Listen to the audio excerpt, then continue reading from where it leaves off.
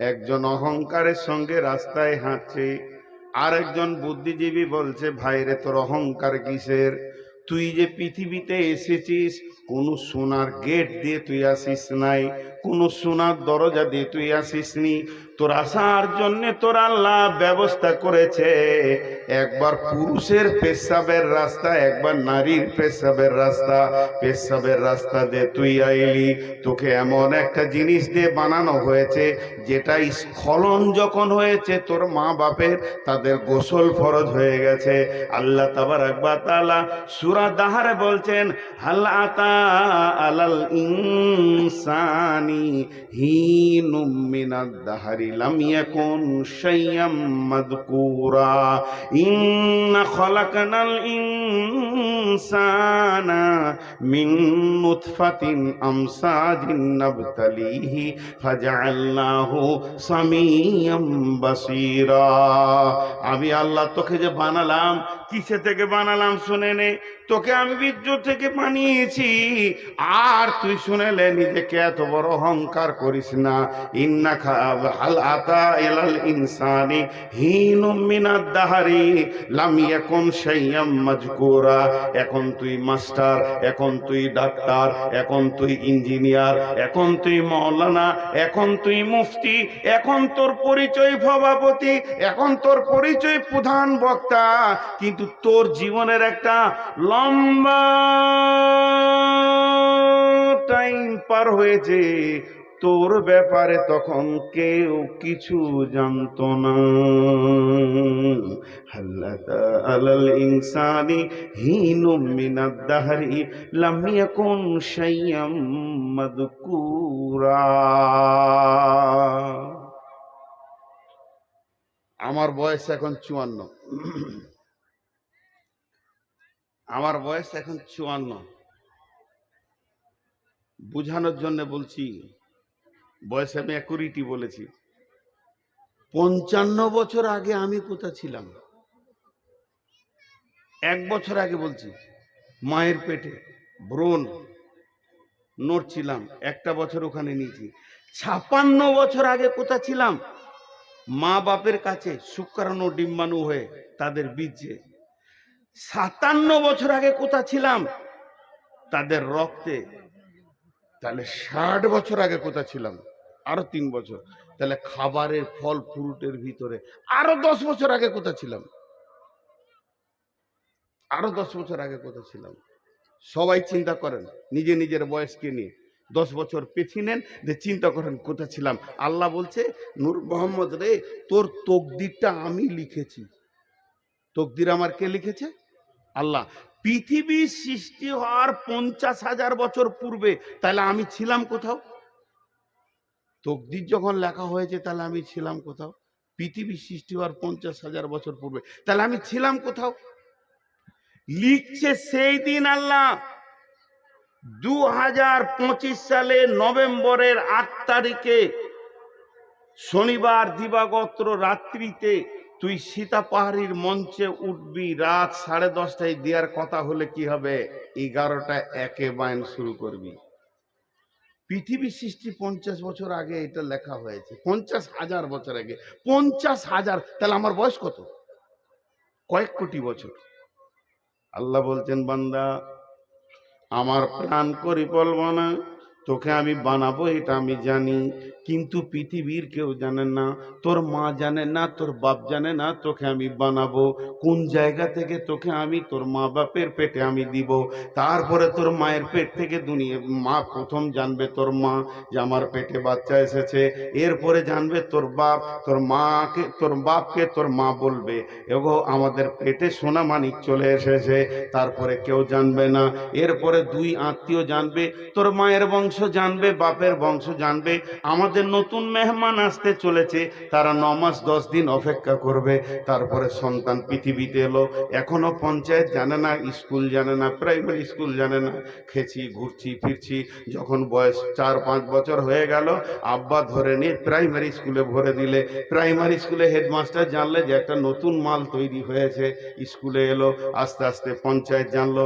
যখন আমি 12 বছর হয়ে গেলাম, পৃথিবীর কেউ জানে না, সীতা পাহাড়ি পাকুড় এলাকার লোক আমাকে চিনে না। আমার বাপ হাত ধরে নিয়ে এসে ইসলামপুরে 14 বছর বয়সে ভর্তি করে দিল। মাদ্রাসাওয়ালারা জানলো যে ভারত মানে পৃথিবীর বুকে নূর মোহাম্মদ বলে একটা ব্যক্তি আছে। পড়ছি মাথায় পাগড়ি দিল, দুনিয়া জানলো। তারপরেও তো আমাকে কেউ জানে না। আস্তে আস্তে আস্তে আস্তে আমি বক্তা হলাম। এই বক্তা হওয়াতে এখন ঝাড়খণ্ড, বিহার, পশ্চিমবঙ্গ, নাগাল্যান্ড, সিকিম, আবার আসাম, ত্রিপুরা, মেঘালয় সবাই আমাকে জেনে নিল, বাংলাদেশ জেনে নিল। আল্লাহ বলছেন, বান্দা রে, তোর বয়স থেকে খালি মাত্র 10 বছর পেছিয়ে দে, তোকে কেউ চিনত না। আর আমি এই জায়গায় তোকে আনবো, এটা আমার প্ল্যান, পরিকল্পনা। তোকে কার পেটে দিতে হবে, কোন মেয়েটার পেটে যাবি, তারপরে তুই মাদ্রাসায় ঢুকবি, আলেম হবি, মৌলানা হবি, বক্তা হবি। হাল আতা আলাল ইনসানি হিনুম মিনাদ দাহরি লাম ইয়াকুন শাইয়াম মাযকুরা। তোর কোনো জিকির ছিল না, তোর নামের কোনো কাজ ছিল না, কিন্তু আমি আল্লাহ ধীরে ধীরে ধীরে ধীরে ধীরে ধীরে তোকে নিয়ে আসলাম। এটা আমার আল্লাহর কুদরত। এরপরে তোকে আমি গোটা বডিটা দিয়েছি। এই বডি থেকে কিস্তি শুরু করব। একদিন তোর চোখ নিব, একদিন তোর হার্ট নিব, একদিন তোর কিডনিটা নিব। নিতে নিতে তোর দাঁতের পেনিয়ামগুলো একটা করে খুলতে শুরু করব। খুলতে খুলতে শেষ কিস্তিতে তোর জানটাকে নিয়ে নিব। ওটাই আল্লাহ বলছেন, মিন আইয়িন খালাকাহু মিন নুতফাতিন খালাকাহু ফাকাদ্দারা সুম্মা সাবিলা ইয়াসসারা। তোকে দুটা নুতফা থেকে বানালাম, সুন্দর চেহারা দিলাম। এরপরে তোর মায়ের যে রাস্তাটা, বিরাট বড় একটা কোম্পানির গেটের মতো দরজা খুলে তুই বেরিয়েছিস না, তোর মাকে প্রসব যন্ত্রণা সহ্য করতে হয়েছে। অত সংকীর্ণ রাস্তাকে তোর জন্য আমি আসান করে দিলাম। সুম্মা সাবিলা ইয়াসসারা। তারপরে তুই পৃথিবীতে এলি। এরপরে আমার কাজ একটা তোর জন্য বাকি আছে, আমার তোর জন্য একটা কাজ বাকি আছে। সুম্মা মাতাহু ফাআকবারা। তোকে আমি মারবো, কবরে শুয়াবো। এই আল্লাহ চ্যালেঞ্জটাকে কাটার মতো কোন বীর মাস্তান আছে? তোকে আমি মারবো, কবরে শুয়াবো। সুম্মা আমাতাহু ফাআকবারা। তুই যত বড় মাস্তান হ, আর যত বড় তুই হিরো হ, আর যতগুলো তুই মার্ডার করে থাক, এলাকার হিরো বেনে থাক, তোকে আমি মারবো আর কবরে শুয়াবো, এটা তুই জেনে রাখ। মজার কথা বুঝে আসে না। কিছু জিনিস আছে খুব ডিপলি কথা, খুব ডিপলি কথা। হাজি ভাই, মত, কবর, সাবজেক্ট, অনুশীলন 101। মত আর কবর, এই দুটি জিনিস মানুষের বিবেকের দরজা খোলার জন্য যথেষ্ট।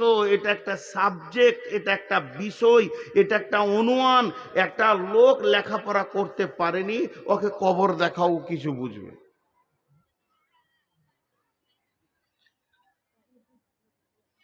আমি খ্যাপা মানুষ, কিছু বুঝি না, আমার হুঁশ নাই গো, সাদা সিধে লোক, লেখাপড়া করতে পারিনি। বলছে তোকে বেশি শিখতে হবে না, খালি কবরে যেতে হবে, এটা দেখ, বুঝ, কাজ হয়ে যাবে তোর।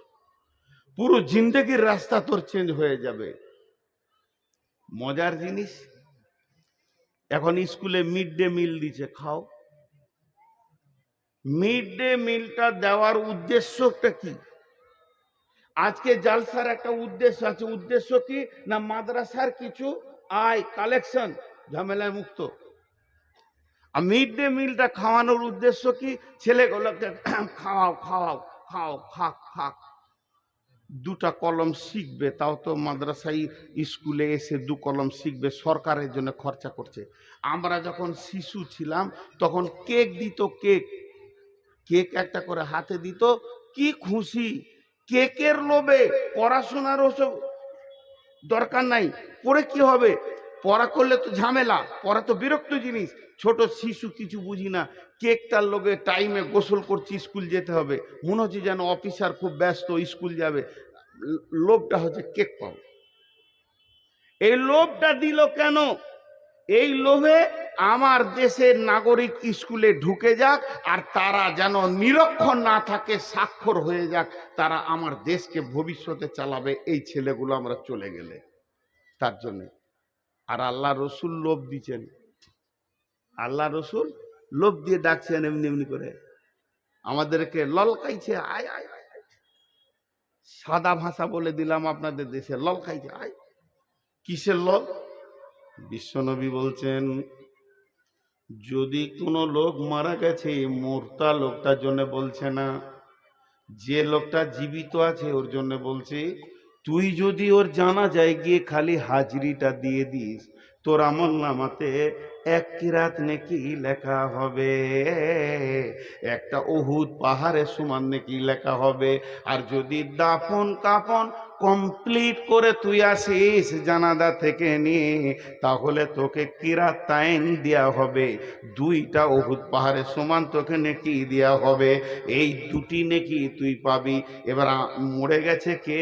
সীতা পাহাড়িতে মরে গেছে হাজী আব্দুল সালাম।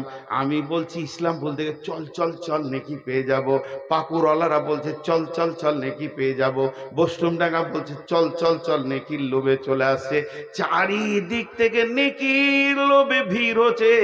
এই লোভটা কেন রসুল দিলেন? ওই মুর্দাটা জানা যায় আসলে আমি নেকি পাবো, ও জান্নাতি হতে পারে জাহান্নামি হতে পারে। হাদিসে যদি বলে দিত জাহান্নামীদের জানাজা পড়লে নেকি পাবি না, জান্নাতীদের পড়লে পাবি, তাহলে আবার ভেজাল ছিল, ওটা জানতে হতো জাহান্নাম গেল না জান্নাত গেল। রবি বলছে ওদিকে ভেজালে তুই মাথা ভরবি না, ওদিকে তুই তাকাবি না। এটা মুসলমান মাইয়াত, মুসলমান মাইয়াত, বেনামাজি নয়, কালেমাওয়ালা নামাজি আলা মাইয়াত মরেছে, জানাজায় তুই দাঁড়িয়ে যা, তোর আমল নামাতে নেকি দিয়া হবি। লে ভেজাল। একটা লোক মরেছে সীতা পাহাড়ি থেকে, হিরণপুর থেকে 5 জন চলে এসছে, চ নেকি লুটে নিব, চ আখেরাতের নেকি হবে রে। লে মজা। ওরা 5 জন এসেছে, 5 দুগুণে 10 উহুদ পাহাড় নিকে নিয়ে চলে গেল। ওই মুর্দা ব্যক্তিটার কি লাভ হলো? আমার প্রশ্ন, মুর্দা ব্যক্তিটার কি লাভ হলো? ও লাভের মাঝি নাই, নেকি করেছে তো ভালো, আর গোনা করেছে তো ভালো, যা করেছে ও বুঝবে। যদি আল্লাহ রসুল একবার বলে দিত জানাজাতে যতগুলো লোক আসবে, প্রত্যেকটি লোকের মাথা পিছু একটা লোকের 1 কিরাত করে নেকি, বা একটা করে নেকি কি 1 উহুদ পাহাড় করে নেকি ওই মুর্দাকে দেওয়া হবে, তাহলে আমি তো আমার বাপের মরার সময় ভাড়া করে লোক নিয়ে আসতাম, যে আমার বাপ 10-50 কোটি নেকি নিয়ে চলে যায়। কিন্তু যে যাবে জীবিত পাবে, লোভ দেখাইছে জীবিতকে। আবার দেখেন জানাজার নামাজ, আল্লাহু আকবার, আল্লাহুম্মা গফির লি হাইয়িনা ওয়া মাইতিনা ওয়া শাহিদিনা ওয়া গায়িবিনা ওয়া সাগীরিনা ওয়া কাবীরিনা ওয়া যাকারিনা ওয়া উনসানা। 8 বার বললাম, আরো আছে, আমি 8টার কথা বলছি আরেকবার। আল্লাহুম্মা গফির লি হাইয়িনা ওয়া মাইতিনা ওয়া শাহিদিনা ওয়া গায়িবিনা ওয়া সাগীরিনা ওয়া কাবীরিনা ওয়া যাকারিনা ওয়া উনসানা। আল্লাহুম্মা মান আহইয়াইতাহু মিন্না ফাহি আলাল ইসলাম ওয়া মান তাওফাইতাহু মিন্না ফাতাওয়াফাহু আলাল ঈমান। টোটাল 10টা কথা বললাম, আর 2টো শব্দ আছে, এখন আমি বলছি না। এই 10টার মধ্যে 10টা শব্দ, হে আল্লাহ তুমি মাফ করো জীবিতদেরকে, মাফ করো মৃত্যুকে, মাফ করো যে যে হাজির আছে, মাফ করো যে গায়েব আছে, মাফ করো যে ছোট আছে, মাফ করো যে বড় আছে, ক্ষমা করো নারীকে, ক্ষমা করো পুরুষকে, আর আমাদেরকে ইসলামের ওপরে জীবিত রাখো, ইমানের সঙ্গে মত দাও, ইমানের সঙ্গে মত দাও। তাহলে মুর্দার জন্য কোন দেওয়াটা হলো? সব তো জীবিতদের জন্য হলো। 10টার মধ্যে 9টা হলো জীবিতদের জন্য দোয়া, আর একটা হলো মুর্দার জন্য, যাকে সামনে রেখে জানাজা পড়ছি আল্লাহুম্মা গফিরলি হাইয়িনা ওয়া মাইতিনা, একবার হলো আর 9 বার হলো জীবিতদের। তাহলে জানাজাতে জীবিতদের এত লাভ, আবার 2 পাহাড় নেকি, ধোয়া গলা জীবিতরা লুটে নিয়ে চলে গেল, কিন্তু যে মরেছে ওর জন্য খালি একবার বলা হলো, তাহলে লাভটা মৃত্যু ব্যক্তির তো বেশি হলো না, বেশি হলো জীবিতদের। কারণ কি? কারণ কি? ওই যে প্রথম উদাহরণ দিলাম, কেক দিয়ে আমাকে ভিতরে অক্ষর ভরতে চাইছে সরকার, কেকটা খা কিন্তু অ গলা পেটের ভিতরে ভর। এখনকার মিড ডে মিলটা দেওয়ার উদ্দেশ্য পেটের ভিতরে তুই অক্ষরটা ভর। তেমনি আল্লাহ তাবারাক ওয়া তাআলার রাসূল জীবিতদেরকে এত লাভ দিলেন কেন? যে তুই আয় আর মুর্দা ব্যক্তিকে 2 চোখে দেখ, দেখলে পরে তোর বিবেকের দরজা খুলে যাবে, জ্ঞানের দরজা খুলে যাবে, যে জ্ঞানটা কোনো primary school, high school, college, university দিতে পারবে না। সারা পৃথিবীর যত বিদ্যালয় আছে এই জ্ঞানটা কেউ দিতে পারবে না। যে জ্ঞানটা জানাজা দিবে সেটা কি? একটা মৃত্যু ব্যক্তি, একটা জীবিত ব্যক্তি কিভাবে মরে গিয়ে মা বাপ, ভাই বোন, স্ত্রী, ছেলে, কন্যা, পুত্র, মাল সম্পদ সব বাঁধন কেটে কেটে কিভাবে ধীরে ধীরে নিজের কবরে চলে গেল, এই দৃশ্যটা তুই একবার দেখে আয়। আল্লাহ রসুল বলতে চাইছে, ও আমার উম্মতের দল, লোকটা এখনই জীবিত ছিল, চায়ের দোকানে বসেছিল, এখনই মরে গেল। ওই লোকটার দিকে তুই তাকিয়ে দেখ, ওই লোকটা এখনই জীবিত ছিল। লোক বলবে আমার সঙ্গে কথা বলছে, গতকালকে আমার সঙ্গে কথা বলেছে, গত পরশু দিন একসঙ্গে পাকুড় গিয়েছিলাম। সেই লোকটা জীবিত, লোকটা মৃত্যু হয়ে সমস্ত পৃথিবীর মায়ার বাঁধন কেটে স্বামী, স্ত্রী, ছেলে, মেয়ে, বিবি, বাল বাচ্চা, জমি জায়গা, নাতি পুতা, মাল সম্পদ, বাড়ি ঘর গাড়ি, সব সম্পদের মায়া কেটে ধীরে ধীরে কি করে কবরে ঢুকলো, এই দৃশ্যটা তুই যখন দেখবি তোর তখন বিবেকের দরজা খুলে যাবে মন। আর পৃথিবীতে পাগল হয়ে থাকবো না, এখন আমাকে কবরের পুঁজি তৈরি করতে হবে। এই ছেলে বস,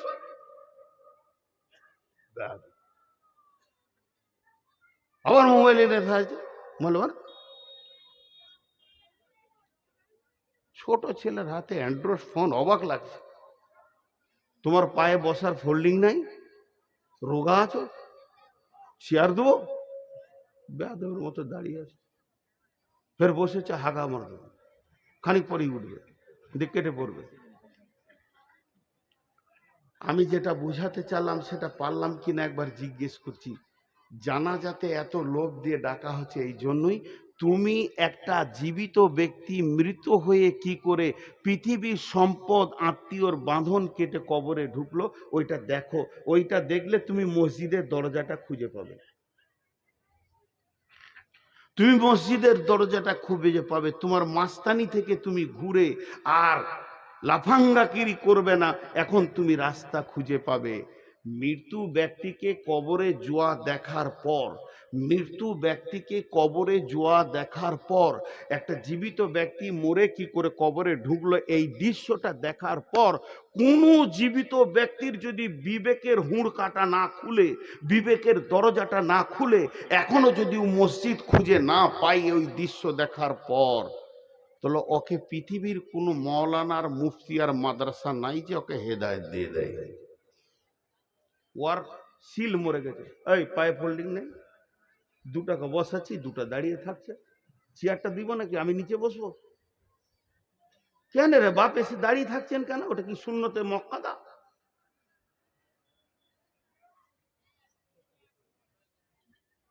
ভাইয়া খুব গুরুত্বপূর্ণ কথা,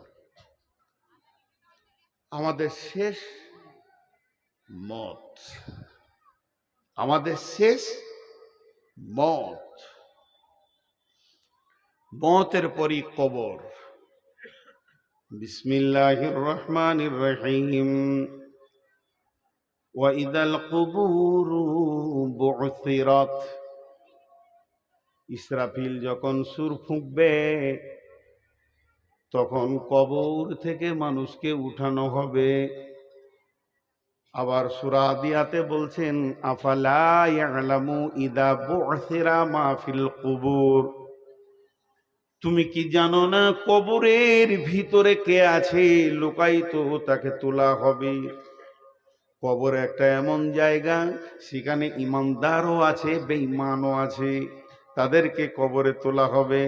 বন্ধুরে আমার, আল্লাহর নবী বলছেন বিসমিল্লাহির রহমানির রহিম ইদা উদিয়াল মাইয়িতু ফিল কবরে আতাহু মালাকানে ফায়াকুলানি মান রব্বুকা মা দীনুকা ওয়া মান নবিয়ুকা।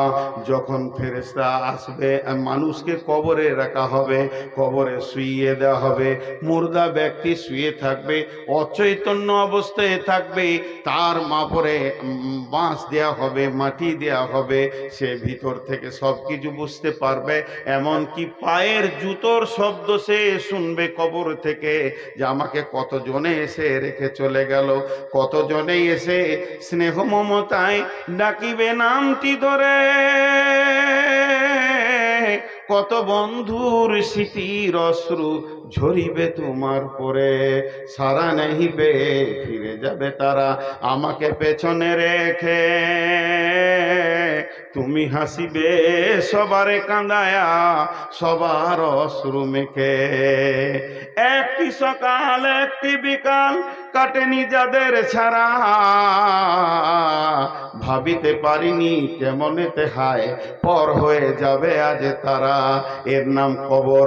এই কবরে যখন রাখা হবে, লোকটা ধ্যানে থাকবে, সবাই জানাজা পরে দাফন করে মাটি দিয়ে চল চল বাড়ি চল, আর এখানে কেঁদে লাভ নাই, আর কোনো কিছু নাই। এক্ষুনি তোমার ভাইকে সওয়াল করা হবে। আমি একটা জানাজা তো মসজিদে নববীতে পড়লাম, মনে মনে করলাম কেমন করে দাফন করে সৌদিতে দেখব, আমি পেছনে পেছনে গেলাম গারকুল বাকিতে, তাদের বুগলি কবর দাফন করা দেখলাম, দাফন হয়ে গেল, মাটি হয়ে গেল। যখন সমস্ত আত্মীয় স্বজন দাঁড়িয়ে আছে, আমাদের হাজিরাও দাঁড়িয়ে আছে, একজন খালি বলল, ভাই তোমরা যতজন দাঁড়িয়ে আছো, কত একিনের সঙ্গে কথাটা বলছে, কত বিশ্বাসের সঙ্গে কথাটা বলছে, যতজন দাঁড়িয়ে আছো তোমরা তোমাদের ভাইয়ের জন্য দোয়া করো, ওকে এক্ষুনি প্রশ্ন করা হবে, এক্ষুনি ফেরেশতা আসবে, তার জন্য তোমরা দোয়া করো। যে যেমন পারলো দোয়া করলো, কেউ হাত তুলে করলো, কেউ হাত ছেড়ে করলো, কেউ দাঁড়িয়ে দাঁড়িয়ে দোয়া বিড়বিড় করে শুরু করে দিল। তার মানে তখনই প্রশ্ন করা হবে, মান রব্বুকা, তোর রবকে, মান নবিয়ুকা, তোর নবীকে, মা দীনুকা, তোর দিন কি। এই তিনটে প্রশ্ন করা হবে। বিশ্ব নবী বলছেন, যে লোকটা প্রশ্নের উত্তর ঠিক ঠিক ঠিক ঠিক দিয়ে দেবে, কোনো গোলমাল হবে না, ওই লোকটা যখন উত্তর দেওয়া হয়ে যাবে, আল্লাহ তাবারাক ওয়া তাআলা বলবেন, কাদ সাদ্দাকতা, আমার বান্দা সত্য বলেছে, তার জন্য সমস্ত ব্যবস্থা তোমরা নাও। এমন সময় জাহান্নামের জ্বলন্ত আগুনের দরজাটা খুলে দেওয়া হবে, দাও দাও করে আগুন জ্বলছে, আগুন একটা আগুন কেন একটা আগুন ছিঁড়াছিঁড়ি করছে, কি ভয়ানক দৃশ্য কবর থেকে তাকে দেখানো হবে। আর বলা হবে, বান্দারে তোমার আল্লাহ দেখো কেমন আযাব থেকে তোমাকে বাঁচিয়েছে, তোমার আল্লাহ তোমাকে রহম করেছে, একবার খালি জাহান্নামটা চোখে দেখে নাও, এখান থেকে তোমাকে তোমার আল্লাহ বাঁচিয়ে দিয়েছে। এরপরে যে লোকটা উত্তর দিতে পারবে না, তার জন্য জান্নাতের দরজাটা খুলে বলা হবে, হতভাগা বেঈমান, তুই এত বড় মালের ওয়ারিস থেকে মাহরুম হয়ে গেলি, শুনেলে এটা তোর মালের ওয়ারিস ছিল, অতএব তুই মাহরুম হয়ে গেলি তোর বদ আমলের কারণে। আর এই তিনটে প্রশ্ন করা হবে, মান রব্বুকা, মা দীনুকা, মান নবিয়ুকা।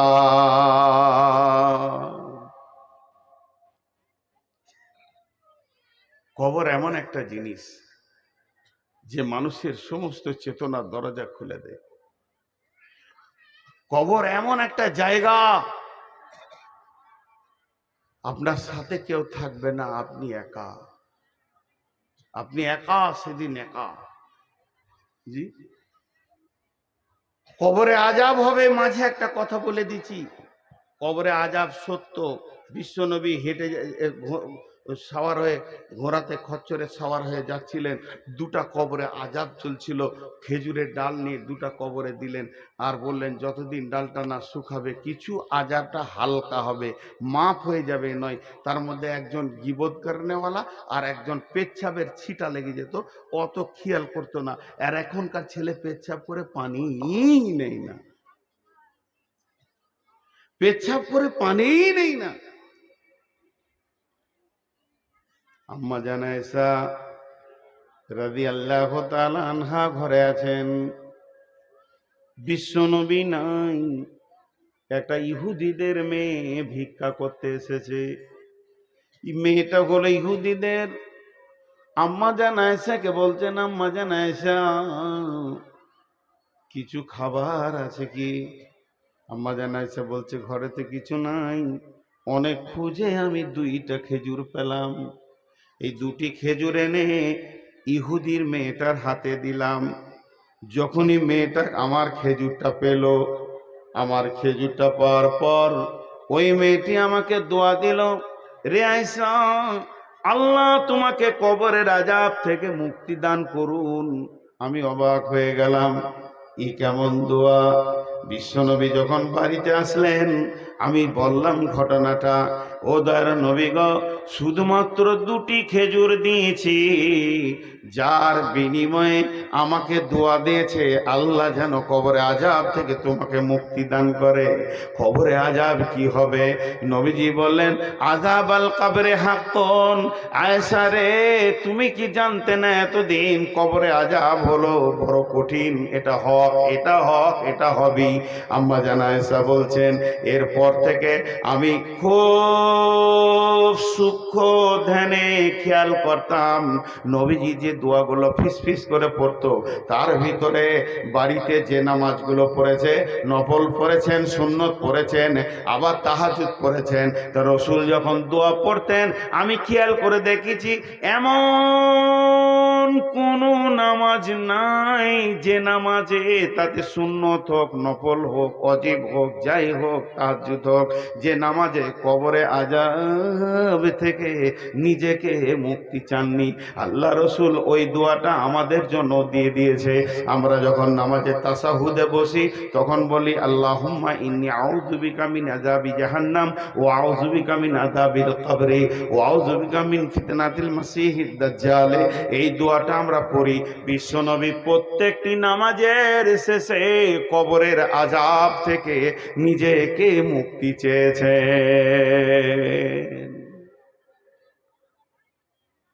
হযরত ওসমান গনি কবরের আযাবের কথা শুনলে খুব কাঁদতেন, অঝর নয়নে কাঁদতেন, অঝর নয়নে কাঁদতেন। সাহাবীরা প্রশ্ন করলেন, আমিরুল মুমিনিন, আপনি জাহান্নামের কথা, পুলসিরাতের কথা, তারপরে জাহান্নামের আগুনের কথা, কঠিন আযাবের কথা শুনে যত না কাঁদেন, কবরের আযাবের কথা শুনে কেন বেশি কাঁদেন? হযরত ওসমান গনি বলেছিলেন আখিরাতের প্রথম ধাপ হলো কবর, যে কবর থেকে বেঁচে যাবে সব জায়গায় বেঁচে যাবে। বিশ্বনবী বলেছেন এর জন্য আমি কবরের কথা শুনলে বেশি কাঁদি। আমাদের ঈমান কত দুর্বল! এই কথাগুলো বলতে গেলে মনে হয় যেন নিজেকে খারাপ লাগছে, বলা ছেড়ে দিয়েছি। আগে খুব বলতাম, যখন ছেলে মানুষ ছিলাম, বয়স হয়নি, হাসির কথা বায়নে বলে দিয়েছি, এখন বলতে কষ্ট হয়। এটা তো হাসির মজলিস নয়, এটা কাঁদার মজলিস। এখন বয়স হয়েছে, অনুশোচনা এসেছে। এক যুগে অনুশোচনা ছিল না, তোলপাড় করার নিয়তে মানে সূচনা ছিল যে বায়নে তোলপাড় করব, কিন্তু জি না ভাই, তো বলতে বাধ্য হচ্ছি, আমার মন চাইছে না। এখনকার গোরস্থানে যান, একটা লাশকে কবরে রাখছে,